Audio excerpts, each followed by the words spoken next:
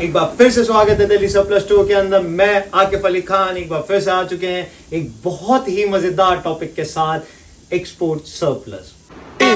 Feels good to see the world getting loose. Feels good to see the world getting loose. I don't know about you, Sack Noel. I don't know about you, Phenom. I don't know about you, White Shadow. I don't know about you, but I feel good. I don't know about you, but I feel good. I don't know about you, but I feel good. I don't know about you, but I feel good.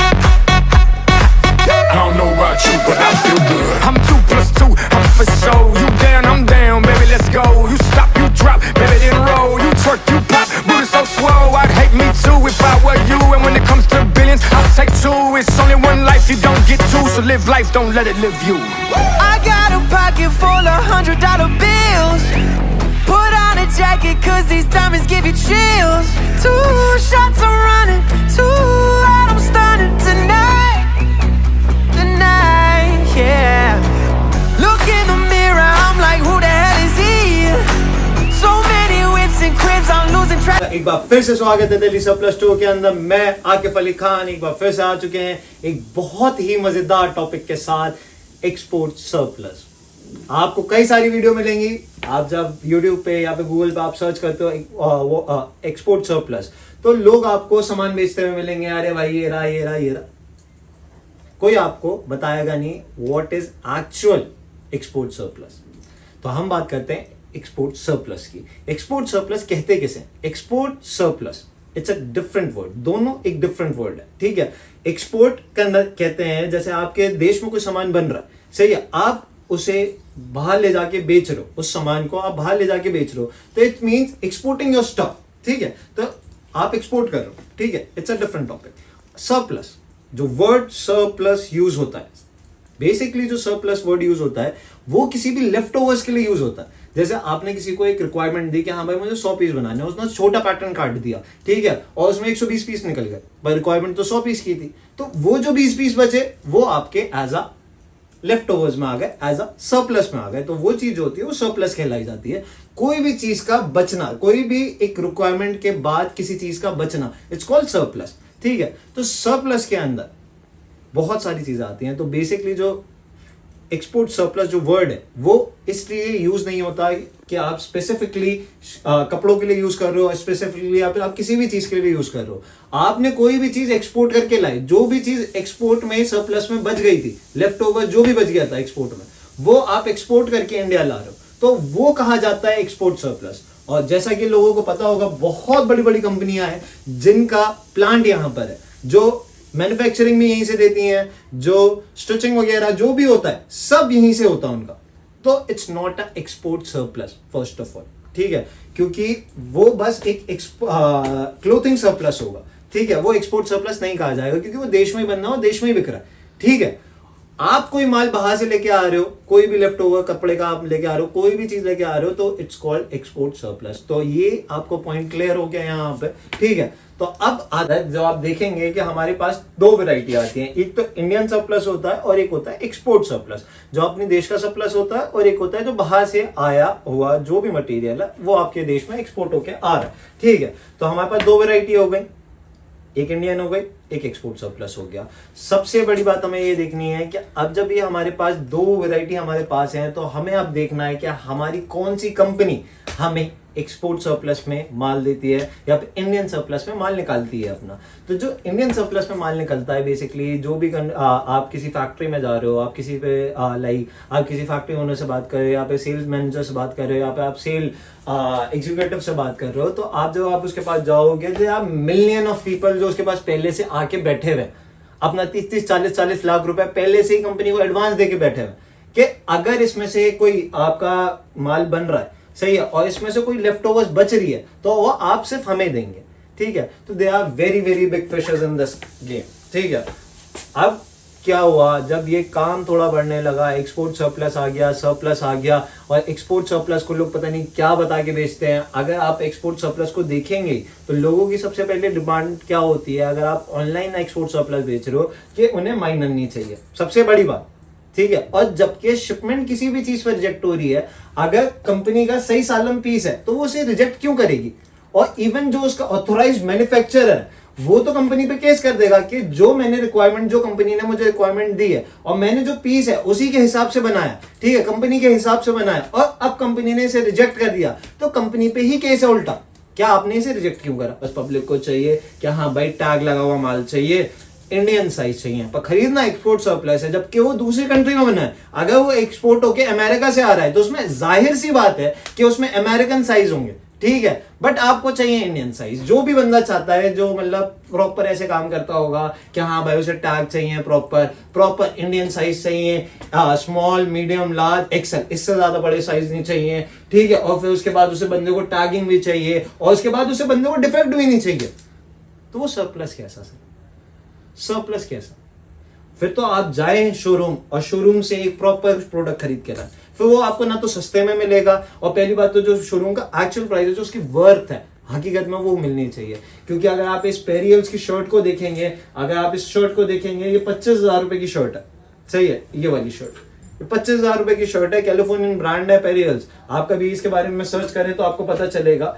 बाहर ये company की shirt showroom का 25,000 रुपए की बिक रही है। अब ये शर्ट सरप्लस में जो होलसेल होती है वो 600 रुपीज की होती है, तो कौन अब शोरूम जाएगा 25,000 की शर्ट लेने? सेम फैब्रिक, सेम सब चीज है, सही है। उसके आप कॉपी को बता सकते हो कि हाँ भाई आपने एक कॉपी चीज इधर रखी, एक आपने इधर रखी, कि हाँ भाई इसमें डिफरेंट आप बता सकते हो, बट जो कंपनी का माल बन ही रहा है, सही है, आपको जो उसमें से निकल रहा है आप उसमें डिफरेंट नहीं बता सकते, ठीक है। बाहर है, अब वो चीज आपको बाहर 600 रुपए में मिल रही है और शोरूम पे वो आपको 2500 रुपए में मिल रही है, तो कौन जाएगा वहां पे? सबसे बड़ा सवाल। और अगर कंपनी का ये 25,000 रुपए की शर्ट बाहर निकल रही है तो ये किस बिना पे निकल रही है? कभी आपने सोचा? माना कि ये प्रोडक्ट कंपनी से रिजेक्ट हो गया, बट एक कंपनी की पॉलिसी अब यहां पर आती है कि जो भी कंपनी का प्रोडक्ट रिजेक्ट हो रहा है तो वो बिना डी ब्रांड हुए उसका वॉश केयर हटा दिया जाएगा, उसका जो मेन टैग है वो काट दिया जाएगा, और जो उसका प्राइसिंग टैग वगैरह सब काट दिया जाएगा। बस आपके पास बचेगा फैब्रिक और क्लॉथ, सही है। तो उससे अब कंपनी का कोई रिलेशन नहीं है। लोगों को बहुत मतलब जैसे टैगिंग वाला माल चाहिए, ये चाहिए, वो चाहिए, उसके लिए मैं एक चीज आपको क्लियर कर दूं, कभी भी कोई भी कंपनी अपने ऑथराइज्ड मैन्युफैक्चरर को खरीदती है। यहां हम 3% समझे, आप इमेजिन करें हम यहाँ 3% है, एक मैं हूं, मेरी कंपनी है, जिसे मान लीजिए मेरी कंपनी है H&M या फिर जैक एंड जोन्स, मैं सपने देखता हूँ ऐसा कुछ हो जाए, बट स्टिल ठीक है, पर मेरी कंपनी है, मैंने इस बंदे को चुना, ये ऑथराइज्ड मैन्युफैक्चरर है, इंडिया का सबसे बेस्ट फैब्रिक बनाता है, ठीक है, मैंने इसे चुना कि भाई ऐसे ऐसे मेरा ये प्रोडक्ट बनाना है और मैं तुम्हें इसका एग्रीमेंट वो दे रहा हूँ, टेंडर जो भी मतलब अपना रिक्वायरमेंट दे रहा हूँ, ठीक है। अब ये बंदा काम स्टार्ट कर दिया इनने, बट मैं एक दूसरे पर्सनल बंदे को पकड़ रहा हूं जो मेरा पर्सनल है, इसे नहीं जानता, ठीक है। मैंने उस बंदे को क्या बोला कि अब तू इस पे नजर रख, जो मैंने मैन्युफैक्चरर को दिया है माल, अब तू इस पे नजर रख कि मेरा माल कोई भी बिना मतलब कोई भी माल टैगिंग के साथ बाहर ना जाए, उसका वॉश केयर कटा होना चाहिए, उसकी टैगिंग कटी होनी चाहिए और उसका सब कुछ होना चाहिए। तो उस बंदे की जिम्मेदारी रहती है कि वो इस बंदे को देखे, और इस बंदे का कोई मेल ही नहीं है, ठीक है। तो कभी भी कंपनी से जो भी माल निकलता है, जैसे भी माल निकलता है, ठीक है, कभी टैगिंग के साथ नहीं निकल सकता। वो बात अलग है कि अगर वहां के एम्प्लॉयज थोड़े ऐसे हैं तो उन्होंने कहीं से चुरा उरा के आपको माल दे दिया, 100-200 पीस दे दिए, इससे ज्यादा माल नहीं निकल सकता टैगिंग के साथ। मैं आपको बहुत क्लियर वे में आज बता दूं, टैगिंग कंपनी हमेशा अपनी काट के देती है। अगर आप कुछ भी देखेंगे, टैगिंग हमेशा अपनी कंपनी काट के देती है। आप कहीं भी देखेंगे या तो वो मार्क मार के देगी या तो पूरा बकायदा टैग ही काट देगी। तो ये भी एक अच्छी बात है और हकीकत बात है भाई, ये चीजें हैं पहनने वाली, आप इन्हें पहनोगे, आप इन्हें देखोगे, ये कहती हैं कि हम कुछ हैं। आप जो कंपनी उठाओगे उसका पैटर्न और फैब्रिक अलग होगा, आप जो कंपनी उठाओगे उसका फैब्रिक अलग होगा, क्या मजा आता पहनने में, समझ रहे। 80% लोग गांधीनगर से माल खरीदते थे, या फिर बहुत सारी ऐसी मार्केट है, नाम नहीं लूंगा, बहुत सारी ऐसी मार्केट है जो इंडियन मैन्युफैक्चरर्स का सामान बेचती थी, और इंडियन मैन्युफैक्चरर्स का सामान बहुत बढ़िया होता है अगर आप इंडियन फैब्रिक के बारे में जानते हैं तो। बट जब रेवोल्यूशन आया एक्सपोर्ट सरप्लस का। तो आज आप किसी भी मार्केट में जाओ, आप किसी भी ठेले पे जाओ, आप किसी भी उसमें जाओ लोकल मार्केट में, तो आपको जो ब्रांड्स पहले किसी नाम से मिलते थे, दूसरे नाम से मिलते थे, क्या हाँ भाई कोई भी नाम है, लूनी टून्स वगैरह कुछ भी नाम है, ठीक है, आज वो ब्रांड्स गैप के हिसाब से मिल रहे हैं। पैंट आपको दिख रही है, फ्रेश का माल है, लोकल है, अभी धोगे जाके रंग उतर जाएगा, पर उसको पूरा छपा हुआ लिवाइस। तो ये एक्सपोर्ट सरप्लस और ये क्लोथिंग के अंदर एक बहुत बड़ा रेवोल्यूशन आया कि आज आप कहीं भी किसी मार्केट में जाएंगे तो आपको ब्रांड्स के नाम पे चीजें बिकती हुई दिख रही हैं। वो सिर्फ और सिर्फ सरप्लस की वजह से हुआ। जो सरप्लस रिजेक्शन में आता था, ठीक है, अगर आपकी 100% आबादी है, 100% आबादी में 80% जो लोग थे वो फ्रेश का सामान खरीदते थे इंडिया में, क्योंकि उसमें इंडियन साइजेस आते हैं प्रॉपर, वो narrow fit jeans and all, it's a different topic. तो वो उनकी रिक्वायरमेंट थी, सही है, तो 80% लोग वो माल खरीदते थे। बचे 18% लोग शोरूम जाते थे सीधा, रईस लोग हैं, शोरूम जाते थे सीधा, ठीक है। बचे कुछ हम जैसे लोग जो एक्सपोर्ट सरप्लस ढूंढते थे, जो कपड़ों के पहनने के बाद खुश होते थे, मतलब जो मोहब्बत होती थी कपड़ों से, तो वो लोग जाते थे, अरे एक्सपोर्ट सरप्लस की दुकान है, 50 किलोमीटर दुकान है, जा रहे हैं भाई, अच्छा भाई माल फैला हुआ है, माल में ढूंढ रहा हूँ, कट मिल जाए, कुछ मिल जाए, ओ ये मिला, ये क्या मिल गया, अरे भाई, अबे भाई ठीक तो ठीक है, अबे यार डिफेक्ट तो आता ही है, एक्सपोर्ट सरप्लस से डिफेक्ट तो आता ही है, चलो कोई बात नहीं, अच्छा यहाँ डिफेक्ट है तो यहाँ पे मैं एक पॉकेट लगवा लूंगा, सही है, यहाँ अच्छा यहाँ शोल्डर पे मैं एक टैग लगवा लूंगा, जो स्टिकर चलता है आजकल, कुछ भी लगवा लो, ठीक है। तो लोगों को कपड़े से प्यार होता था, लोग ये नहीं देखते थे कि मैं क्या पहनना हूं क्या नहीं पहनना, भाई पहले लोगों को शौक हुआ करता था खाने पीने रहने का, आजकल लोगों को है शौक दिखाने का, हकीकत बात मान लो। बट सरप्लस के अंदर रिजेक्शन ही आती है, क्योंकि सरप्लस का मतलब ही होता है लेफ्ट ओवर्स, सही है। तो आप पहले इस मॉड्यूल को कंप्लीट करें, तब जाके या तो आप परचेजिंग करें, अपने लिए खरीदें, या तो तब जाके आप अपनी दुकान के लिए माल खरीदें, क्योंकि आप एक्सपोर्ट सरप्लस में काम कर रहे हो तो आपको अमेरिकन साइजेस भी रखने पड़ेंगे, तो आपको माइनर का भी माल रखना पड़ेगा, तो आपको सब करना पड़ेगा। अब आ जाती है खिचड़ी। यहां से स्टार्ट होती है खिचड़ी, जिसकी वजह से हर कोई ये काम नहीं करता। यहाँ पे अरे तुम्हारा भाई है, कैसे चिंता कर रहे हो, सब बताएगा। क्या सबसे पहले माइनर निकलना, आपने देखा कि हाँ भाई 1 2 3 4 5 1 2 3 4 5 5 शर्ट है मेरे पास, ठीक है, 5 शर्टें आपको मार्केट में सही सालम माल, समझ लो, जो ऐसा होता है कंपनी में, जैसे ये 5 शर्टें मिली, सही है, 5 में कंपनी हमें बता देगी कि हाँ भाई इसमें 20% में माइनर है, 20% जो माल है वो खराब है, या तो उसमें डिफेक्ट है, या तो उसमें कोई ना कोई परेशानी है, समझ रहे, तो कंपनी हमें बता देती है। अच्छा 5 टी शर्ट में 20% माल हो गया, मतलब 2 शर्ट एज एज्यूम कर रहा हूं बस मैं ऐसी, समझ रहे हैं, तो 2 शर्टें हमारी खराब है, बाकी की जो 3 शर्टें बची वो एकदम ठीक है। अब वो जो 3 टी शर्ट है, वो जो 3 शर्टें हैं, वो मार्केट में 300 रुपए की बिक रही है होलसेल के अंदर, मैं ऐसे ही बता रहा हूं आपको, ठीक है। और जो ये शर्टें बची, और इस शर्ट के बाद अगर आप ये सिंगल खरीदोगे, आप ये सिर्फ 3 शर्टें खरीदोगे, तो ये आपको अलग रेट पे मिल रही है, ये आपको 300 रुपए मिल रही है, सही है, और इसकी अभी बात ही नहीं करनी, सही है। और ये है बिल्कुल रिजेक्शन। आपको लगता है ये रिजेक्शन है, ये रिजेक्शन नहीं है, ये सोना है, ये बस इसे भरने के लिए असली सोना इधर है जो रिजेक्शन है, समझ रहे हैं। ये माल वैसे तो 300 रुपए का है, अब इसके अंदर रिजेक्शन डाली, ये हो गया 150 रुपए का माल, क्योंकि हम तो डिफेक्ट भी खरीद रहे हैं, समझ लो, हम तो डिफेक्ट भी खरीद रहे हैं, तो ये हमें माल सस्ता मिलना चाहिए, तो हमने ये माल सारा 150 रुपए में खरीद लिया। अब हम ये 2 माल हटा देते हैं, फिर से वापस ले लेते हैं माइनर। अब हमारे पास घर में माल आ गया, 5 शर्टें अब हमारे घर में आ गई, ठीक है। अब हमने क्या करा, इसमें से माइनर अलग कर लिया, ठीक है, अच्छा माल देखा, 3 टी शर्ट है, समझ लो, तो हमारे कितना लगा 150 150 150 450 रुपीज लगे हमारे इसमें, 450 का। अब ये हमारा प्रोडक्ट बेचेगा 300 रुपए का, 900 रुपए कमा लिया हमने, 300 300 300 900 रुपए कमा लिया अब हमने इसके अंदर, समझ रहे हैं। अभी हमारा ये दोनों रिजेक्शन बचा हुआ है, सही है। जो माल हमें 300 रुपए का कहीं से मिल रहा था, वो हम कहीं से खरीद के ले आए, हम 300 रुपए में खुद बेच रहे हैं, समझ रहे हो। अब ये हमारा प्रॉफिट बचा है, ये सोना, मैं तभी तो कहता हूं इसे सोना है। अगर इसके अंदर बहुत लकीली आपका लक अच्छा है तो इधर उधर टैग मतलब माइनर निकल गया। आपका कस्टमर अच्छा है, जैसे देखिए कस्टमर तब अच्छा होगा जब आप अच्छे होंगे, समझ रहे हो। जब आप कस्टमर को बताएंगे सर देखिए उसे नहीं पता, उनने पैक भी करवा ली, उनने पन्नी में भी डलवा दिया माल, पर आपको दिखा एकदम वो पैक कर रहा था तो इसमें क्या कहते हैं माइनर है, बट आपने उसके पैक करते हुए बता दिया कि सर आप पहले रुक जाइए इसमें माइनर है, माइनर देख लीजिए सर पहले, ये गेम है, सही है। ये आप बताओ, क्योंकि आप जो चीज बेच रहे हो और जो वो खरीद रहा है उसे पता होना चाहिए कि आप क्या बेच रहे हो। अब उसने देखा अच्छा शर्ट तो बहुत अच्छी है, पूरे माल में एक ही शर्ट निकली है और बस शर्ट तो बहुत अच्छी है, ऐसे छोड़ने का मन नहीं है, तो उसे ले लेगा, ठीक है। अगर उसे लेता है अच्छा उसे जुगाड़ बता दो, सर अगर आप चाहो तो इसमें पट्टी डलवा देना तो ये माइनर बच जाएगा, आपकी फिटिंग भी अच्छी हो जाएगी और ये माइनर भी हट जाएगा, ठीक है। तो ये बिक गई 300 रुपए की। अब वो कहता है भाई मुझे 300 रुपए में नहीं खरीदूंगा मैं, सही है, मैं खरीदूंगा मुझे 50 रुपए कम में दो, 250 रुपए में बेच दो। 250 की बिकी है, 250 की ये भी बिक जाएगी तुम्हारी, 500 रुपए कमाए, 900 रुपए ये कमाए, बेच लो। क्योंकि आपके जो 5 शर्टें खरीदी वो सिर्फ और सिर्फ 150 के हिसाब से 750 रुपए में खरीदी, समझ रहे हैं।